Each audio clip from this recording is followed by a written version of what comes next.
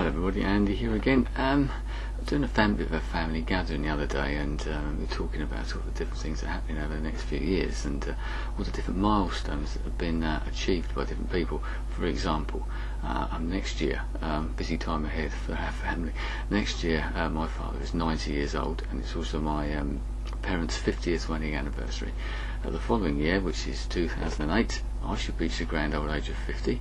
My parents-in-law, that's their 50th anniversary. My son becomes 18. I got thinking about all these different age things. I mean, for myself, I'm, as I said, reaching the grand old age of 50 in 2008. And as you do, you start thinking about doing something. You know, I've got a friend who's 50 this month, and he's having a big party and things like that. And I was thinking about doing something a bit more interesting, even to the point of thinking about climbing Mount Kilimanjaro, would you believe? But why do we do all that sort of thing? I can understand if your father reaches 90, that's worth celebrating, in my opinion. And a 50th wedding anniversary is certainly, in this day and age, definitely worth celebrating, I think. But something my wife actually, just off that point, something my wife mentioned to me the other day is, why should we, as the children, celebrate the wedding anniversary? After all, most of the time you're not there, you don't know anything about it, do you? But that's another point altogether. But we celebrate all these different ages. So my son's 18. He celebrates maybe 16, 18, 21, 30, 40, 50, all those sort of things. But they're only arbitrary dates, aren't they? I mean, as I said, if you reach the grand old age of 90, and that's worth celebrating. But why do we get so hung up about these ages? People worry about turning 30, turning 40 especially, although they say life begins at 40.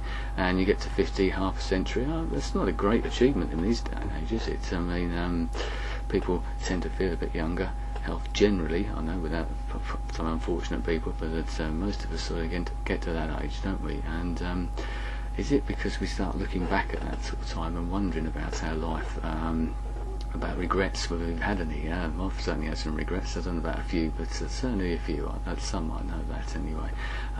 I'll be looking back and wondering if we've done with our life what we wanted to do with our life. I mean, like my son, as I said, he's 16 at the moment. You know, he's got his whole life ahead of him. What's he going to do?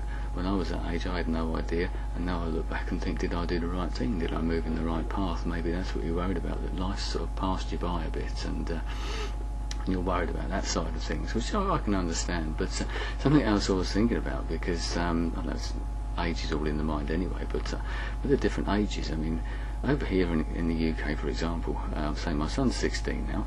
So when he's 16, he can legally have sex if he wants to. Whether it is, I don't know, but let's not go down that road anyway.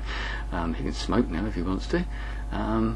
He can get married if he wants to, with parental consent, etc. But he's not allowed to smoke. He's not allowed to drive a car, and he's not allowed to drink alcohol. So over here in the UK, some strange laws have said 16 for that, but 17 he can drive a car, and 18 he can legally drink alcohol, get married on his own if he wants to, and he watch 18 or R-rated movies, whatever you want to call it. I know in the US you've got a slightly different system. I believe that each state has its own laws, etc. So, but why should that be so different? You could be 17 and 364 days old, but you're not allowed to drink, and then the next day you are allowed to. I know there's got to be a cut-off point. Obviously, there has to be some sort of law in place, I suppose. But there's got to be a better way of doing it, maybe. I don't know.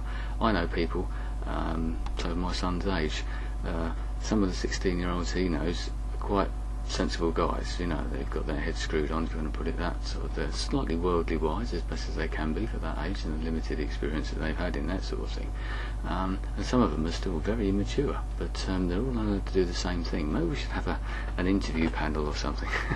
This isn't really a serious suggestion, but we could have an interview panel, and they interview you and say, right, okay, tick off, yes, you can do alcohol, but you can't drive a car, or something like this. But anyway, but we just had another thing in the UK. We just had an Age Discrimination Act come in, because people are living longer. Retirement ages are sort of generally going up, I suppose, allowing people to work longer than they did before.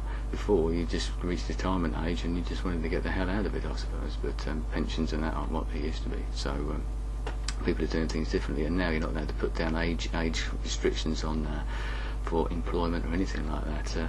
I think even application forms can't have a date of birth thing on there in case you can tell how old that person is. I think the photo that you give might give it away slightly anyway. But I just think about that. I just thought I'd make a little quick blog about that sort of thing. So what are your thoughts about that? Do you celebrate the milestones in your life, and why do you do it? I mean, one thing about marriages, or the marriages in the paper, I think it's like for 1 year old, it's like a paper marriage or something. You reach a silver anniversary and a golden anniversary, that's fair enough. But a paper one, or whatever it was for 1 year, I don't know. Maybe it's just a good excuse for a party, and why not? A party's always a good idea, isn't it? Anyway, enough rambling for me for the moment. I just thought I'd do this quickly off the top of my head, so it might not make a lot of sense to most people. Anyway, thanks for watching anyway. Right, thanks very much. Goodbye.